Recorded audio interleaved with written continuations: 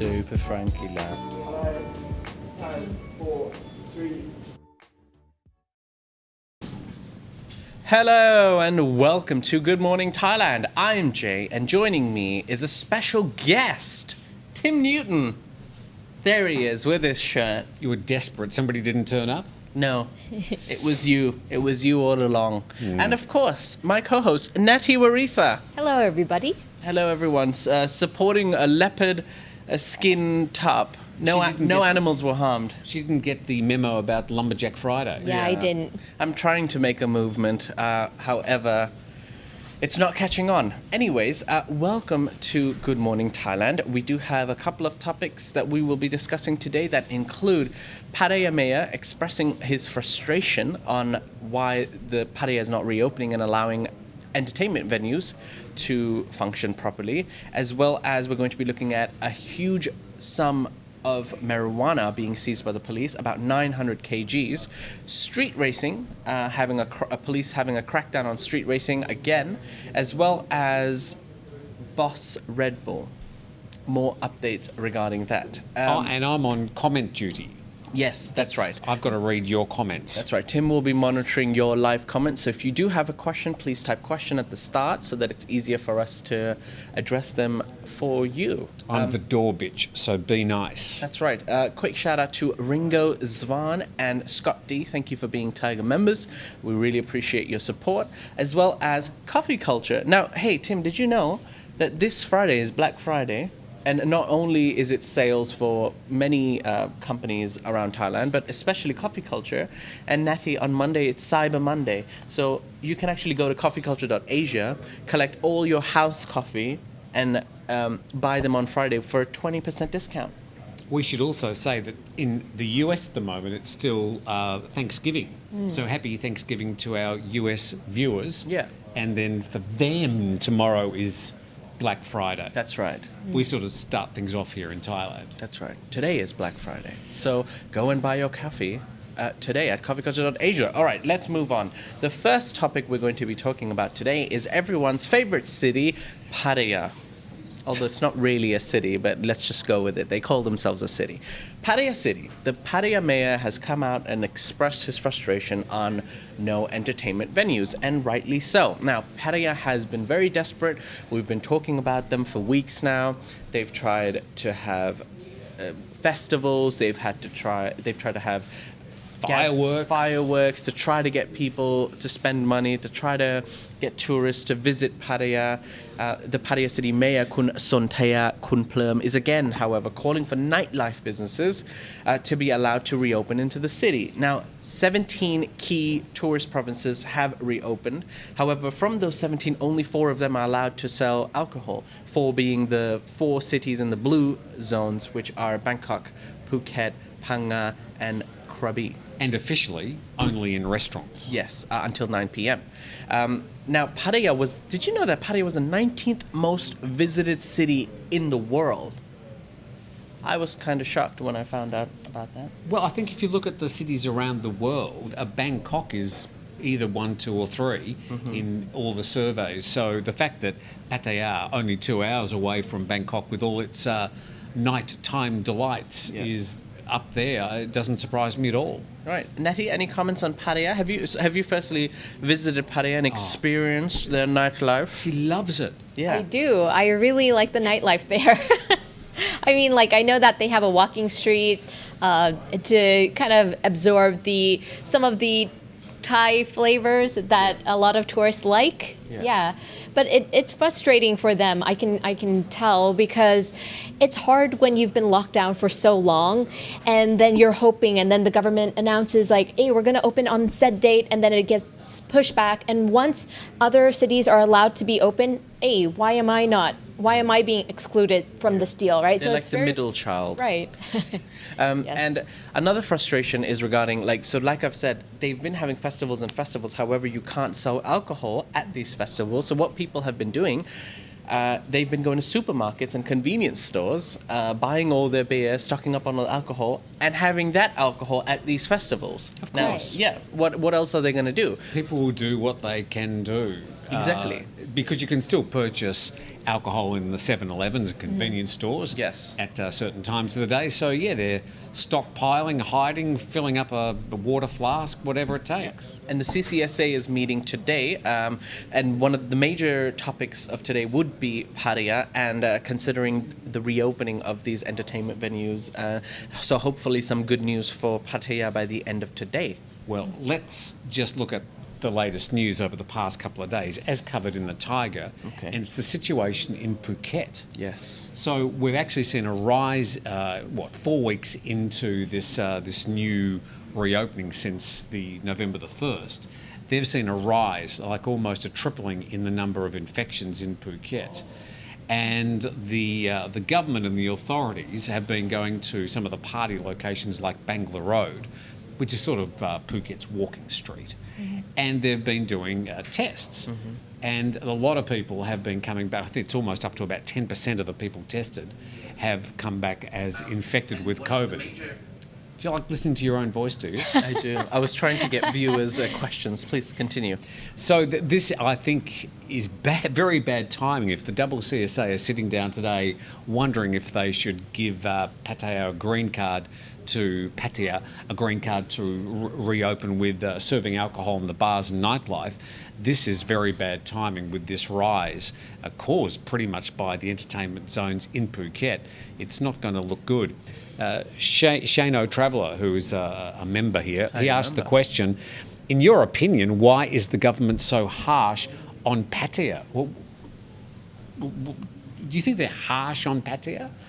Are they making an example? Are they punishing Pattaya? Well, if they are, they shouldn't. If they are trying to make an example, but A lot of people say that that the government have been using COVID as a sort of a cover to clean up Pattaya and make it a family destination. it'll take a while for that. Yeah, I mean, they've It'll been take a while. talking about this for years. I just don't think Pattaya is ever going to work as Natty. a family destination. Do you think it's harsh, Natty? Yeah, I personally think it's a little bit unfair for the city to have that singled outed kind of treatment because they are known for nightlife entertainment. So I do think that everything should have been at the same time. And as Tim said, now it's going to be even more awkward if they were to go ahead and greenlight Pattaya being open now with numbers in other places where people are going, the cases are rising. Well, maybe this is Pattaya's time. As cases rise in Phuket, Pattaya gets time to shine. Hopefully. Let's see what happens. We'll get some more information by the end of today. A very important question here from Steve in the live chat who says, I'm really drunk and stoned right now. Is Jay okay with that? Sure, Steve. You do you. And that's my segue to our next topic. Let's talk about marijuana. A ton of marijuana. Not even a ton. Well, yes, Nearly a almost, ton. nearly a ton. 900 kgs of it. Natty. Well, not 900, it's 600 kgs of close. it. Close. So 5 You members. said 900. I apologize. You led me into... I retract my 900 It's kg 600. comment. Yes. It's only 600 only. Okay. So 5 members of a drug network have been arrested separately in Bangkok and Nakhon Ratchasima. 600 grams of compressed marijuana has been seized, along with other items such as mobile phones and packaging materials.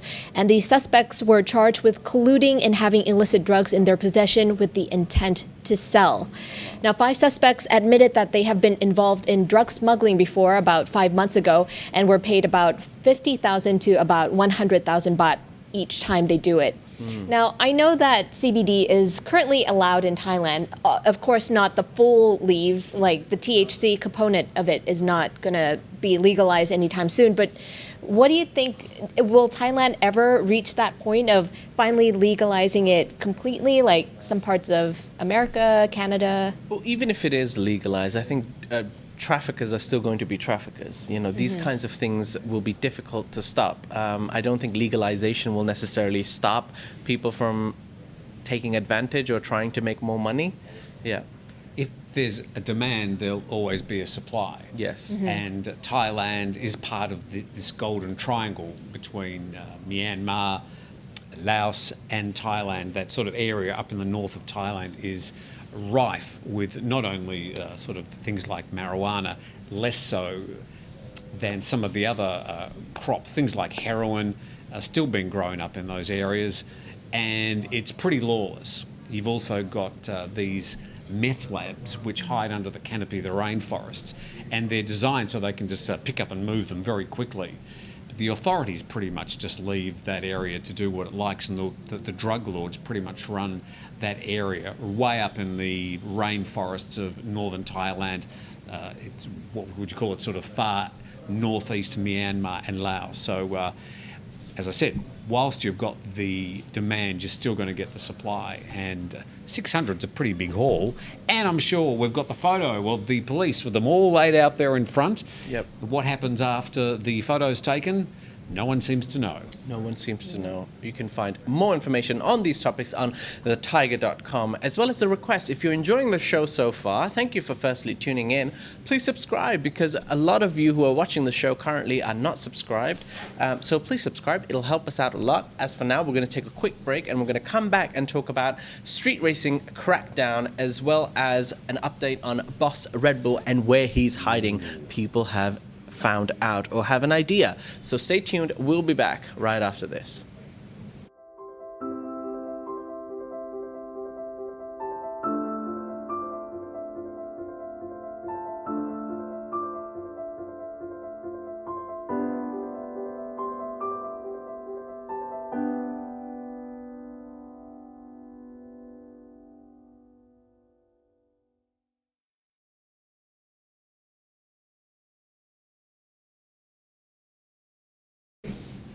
Welcome back. You're watching Good Morning Thailand. I'm Jay. This is Tim, and that's Natty.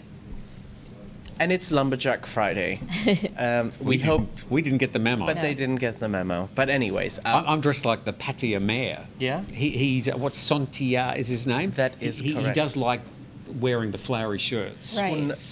yes, that's right. I pinched his fashion style. I see. Well, Pattaya knows Well, he how pinched it's done. mine. Or he pinched yours. Yeah, he's definitely watching the Thaiger right now. And a lot of comments, a lot of people do think that there is some clandestine plan to try and clean up Pattaya. And a lot of people just think the government are somehow managing Pattaya to try and stop the resumption of the nightlife there. There is so much money that flows through Pattaya as it is, not so much now, but pre-COVID. The government and the police do not want to change what happens in Pattaya because there's so many brown paper bags being handed around that a lot of people would be losing out a lot of income if they did clean it up. All right. Allegedly. Allegedly, of course. Let's talk about street racing. Natty, you've got more information on this. Yes. So cops are taking a tougher stance on bike street racing law.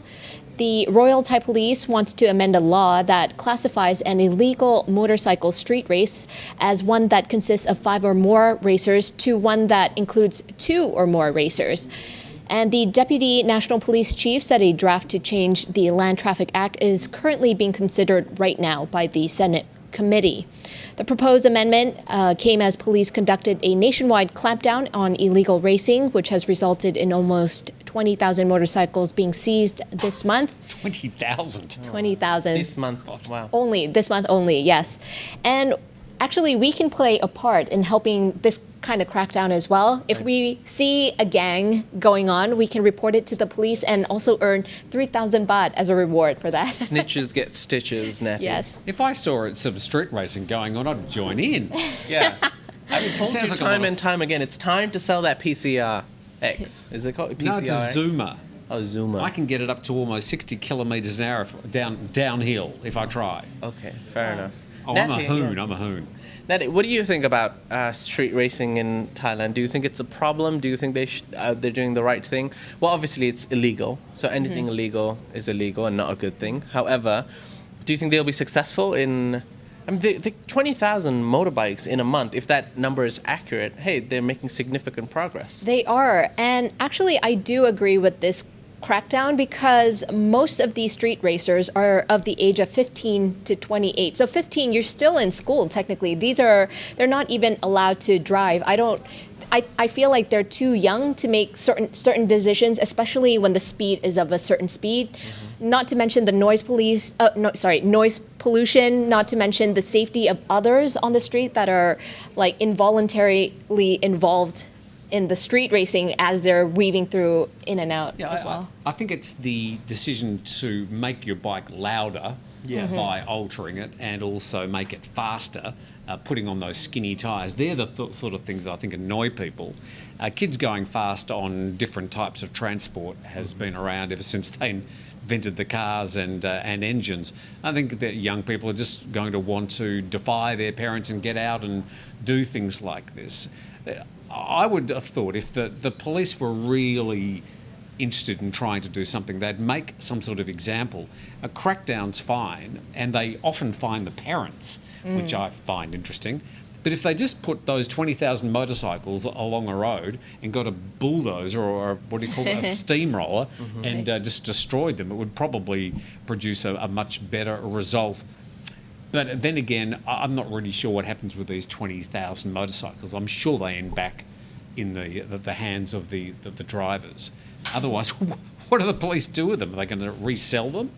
Probably. I've never heard of a second-hand motorcycle sold by the police from a lockdown, a clampdown. Where do you think those people buy back their bikes from? Buy back the bikes. That may indeed happen, allegedly. Allegedly. All right, let's move on to another topic. Before we do that, I've got a quick question here from our Thaiger member Scott D, who says, question, serious, really? Who is the best table tennis / ping pong player in the awesome Thaiger office? Thank you for your question, Scott D. I would have to say in the Thaiger office, it would probably have to be between me and Jason. I have yet to face him on a 1v1. I beat Shai last time. The young gun did try. Do you play table tennis? I am the worst table tennis player. Actually, when I went to boarding school, we had a table tennis table there, and we all did. But whatever skills I got in my 7 years of boarding school, I've somehow lost them. I see. So I'm not even going to try. I've seen you guys play, and you play dirty.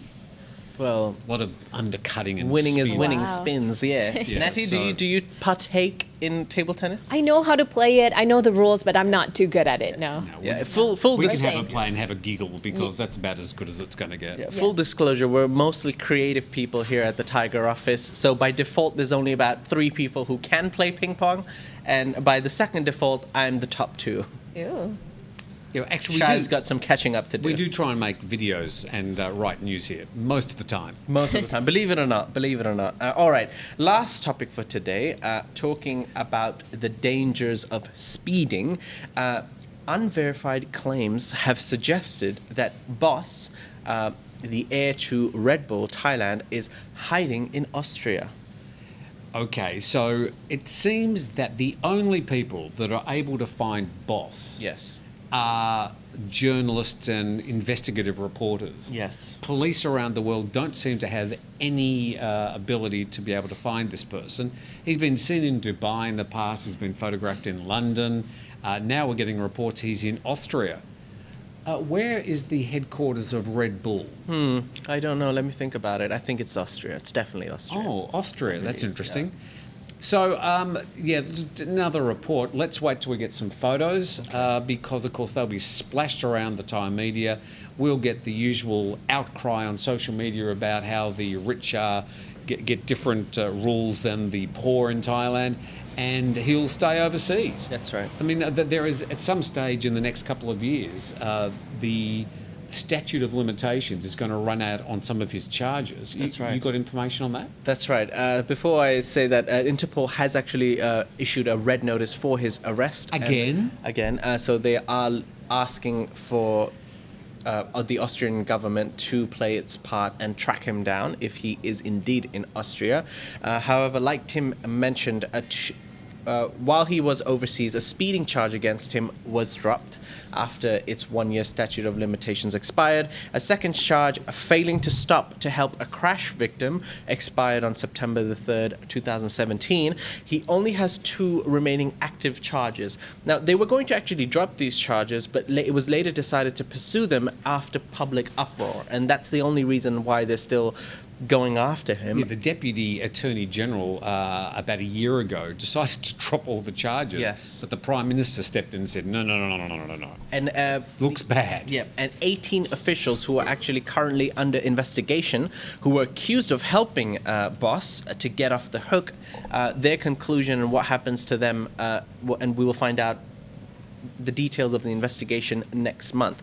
The only two charges that remain on him is, firstly, narcotics use after cocaine was found in his system. Which he said that happened because he went to the dentist. Of course. And the Novocaine caused it. Special type of dentist, apparently. Yeah. This charge will expire next year. And the second and last charge, This is the big one. Yeah, reckless driving and causing death will expire in 2027. So they do have only a few amount of years left. They haven't caught him yet. They haven't brought him back yet. They have until 2027 to do so, or he will have no longer have any charges. I'll give you a red hot tip. Yeah. He will never come back to Thailand. Well, not until 2027 in any ways. Even after then, he won't come back. All right. More information on that in the future, as well as on thetiger.com. You can find all the latest information. Right. We're going to take a quick break, and once we come back from the break, we're going to take some viewer questions, as we have Sir Tim Newton here on our desk. Here is your time and moment to ask me, Natty, or Tim any questions. We'll be back right Anything, after this. but not the shirt. Don't ask about the shirts.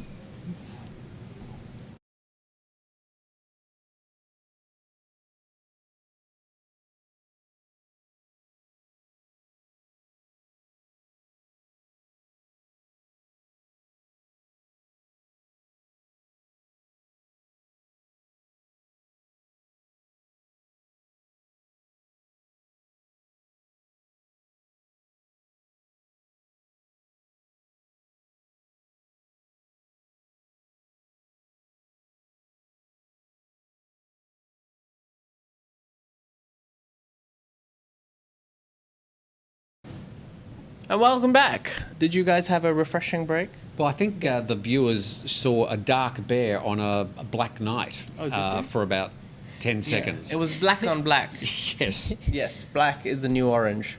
Victor H says, how did Thaiger get started? Did Tim start writing news articles one day? Basically. Well, no. It's a long story. Pretty much, we started Thaiger as a radio station, an FM radio station, 102.75, the Thaiger, and then about a year later, we had some people from who were investors in a real estate company in Phuket come and say to me, would you like to do a partnership and buy the old Phuket Gazette, which was being sold at the time, which we then took over. We started writing news. We changed the name to the Thaiger, and here we are, 10.9 million page views on our website last month, and we're in Thai and English language on the website, and we're in Thai and English on YouTube. Oh. Here we are. Here we are. All right. That's the short version. Right. Larry has a question. He says, can Jay play carom? Happy Thanksgiving. Happy Thanksgiving to you, Larry. Yes, I can play carom. I used to play a lot more when I was younger, but no one in Thailand really plays carom unless you're Indian, living in an Indian household with Indian friends. Do you have any idea what carom is? No. It's actually a suburb in Melbourne near where I used to live. Oh. Spelt Carum, but that's an Aboriginal word. It's nothing to do with your carom. All right. Okay. I've seen a lot of comments asking about Tim's cats. So do you want to address how your cats are doing right now? The cats. Okay, so the cats are, I'm trying to work it out, 10, 11, 12 days old now. Their eyes have opened. Mm-hmm. They've all got blue eyes, as little kittens have. Okay. They are just starting to walk, and Mum is being very careful. She's got them hidden under the couch. You know how on couches you've got the lining underneath? Mm-hmm. She made a hole in the lining, and they're inside the lining underneath the couch, so we can't get to them unless we sort of reach in under and grab them. But she's fine. She's cool with us sort of interfacing a little bit with the cats, but this weekend I will definitely get some pictures of very, very cute little kittens. And it was so nice of you to take one, Natty. Thank you so much. And right. Jay, taking two was beyond my expectations. I did my part. All right. Here's a question here from Sick Puppy, who says, why are the new apartments in Bangkok so small? A prison cell has more room. 5555555. Or ha ha ha ha ha. Thank you for your question, Sick Puppy.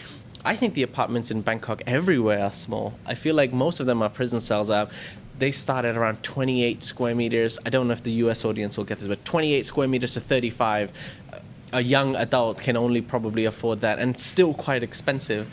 To get a decent size apartment here, you either have to go to a really old building, which has a better space, or Really old to you is anything more than about 5 years. But no, I'm talking 15 years, 10, 15 years. Yeah, I'm in with no facilities. I'm in an apartment which is about, I think, 25 years old. Yeah. And it's an apartment which is about 60 square metres. Yeah. And it's one bedroom.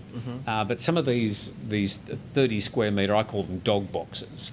They've sort of got the living room and the bedroom and the bathroom and the kitchen, and usually a tiny little balcony, all squashed up into 30 square metres. And the living area really is just a small sofa at the entrance and a TV. So, look, they're perfectly livable, and they are a way that you can get into the real estate market at the bottom end.